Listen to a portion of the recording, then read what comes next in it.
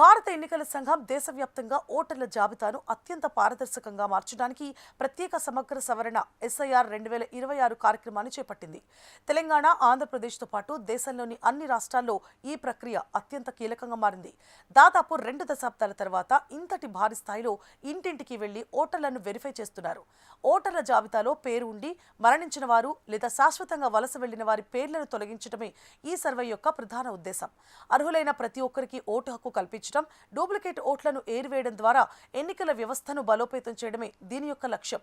అంతేకాకుండా 18 ఏళ్లు నిండిన కొత్త ఓటర్లను గుర్తించి వారిని జాబితాలో చేర్చడం కూడా ఇందులో భాగమే. ప్రస్తుతం ఆంధ్రప్రదేశ్లో మీ నియోజకవర్గాల్లో బూత్ స్థాయి అధికారులు మీ ఇంటికి వచ్చే ప్రక్రియ ప్రారంభమైంది. తెలంగాణలో 25 నుంచి ప్రారంభం కానుంది. ఈ ఎమ్యునరేషన్ ప్రక్రియలో భాగంగా అధికారులు కనీసం 2-3 సార్లు మీ ఇంటిని సందర్శించే అవకాశం ఉంది. సమయం వృధా కాకుండా ఉండాలంటే ముందుగానే సమాచారాన్ని సిద్ధం చేసుకోవడం మంచిది. అసలు బిఎల్ఓ ఇంటికి వచ్చినప్పుడు ఏమడుగుతారు? మీ ఇంటికి వచ్చే బిఎల్ఓ ప్రధానంగా ఓటర్ కార్డు నెంబర్, కుటుంబ సభ్యుల సంఖ్యను అడుగుతారు. కుటుంబంలో ఎవరికైనా త్వరలో 18 ఏళ్లు నిండబోతున్నాయా అన్న వివరాలు కూడా వారు సేకరిస్తారు.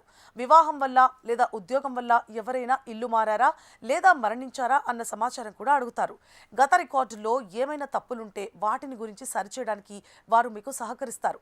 మీ పాత వివరాలు అంటే 2002, 2004 ఓటర్ లిస్టులో మీ పేరు ఉందా అనే అంశాన్ని కూడా వారు తనిఖీ చేయొచ్చు. సర్వే సమయంలో ఎలాంటి ఇబ్బందులు లేకుండా ఉండేందుకు కొన్ని పత్రాలు సిద్ధం చేసుకోవాలి. ఇంటిలోని కొందరు ఓటర్లు ఒరిజినల్ కార్డులు లేదా కలర్ జెరాక్స్ కాపీలు సిద్ధం చేసుకోవాలి. దీనికోసం బర్త్ సర్టిఫికేట్, 10వ తరగతి మెమో, పాస్పోర్ట్ లేదా పాన్ కార్డు సమర్పించవచ్చు. Current bill, water bill, gas రసీదు లేదా బ్యాంక్ పాస్బుక్ కూడా ఉపయోగించవచ్చు. ఆధార్ కార్డును కేవలం గుర్తింపు కార్డుగా మాత్రమే అంగీకరిస్తారు. దానిని డేట్ ఆఫ్ బర్త్ సర్టిఫికేట్గా లేదా అడ్రస్ ప్రూఫ్గా తీసుకోరు. బిఎల్ఓ మీ ఇంటికి వచ్చినప్పుడు ఒక ఎమ్యునరేషన్ ఫామ్ ఇస్తారు. అందులో అడిగిన వివరాలు తప్పులు లేకుండా ఫిల్ చేయాలి. మీకు కొత్తగా ఓటు నమోదు చేసుకోవాలి అంటే ఫామ్ 6 నింపాలి. మీ ఓటర్ కార్డులో పేరు, వయసు లేదా ఫోటో వంటి తప్పులు సరిచేయడానికి ఫామ్ 8 నింపాలి. ఎవరైనా చనిపోయినా డూప్లికేట్ ఓట్ను తొలగించాలి అన్నా ఫామ్ 7ను సమర్పించాలి. ఈ ఫామ్లను నింపేటప్పుడు కేవలం క్యాపిటల్ లెటర్స్ మాత్రమే వాడాలి. పేరు మీ 10th మెమో లేదా ఆధార్లో ఉన్న విధంగానే ఖచ్చితంగా ఉండేలా చూసుకోండి.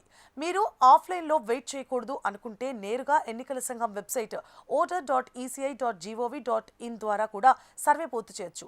లేదా ఈసీఐ లేదా ఓటర్ హెల్ప్ లైన్ యాప్ ద్వారా మొబైల్లోనే మీ వివరాలను వెరిఫై చేసుకోవచ్చు.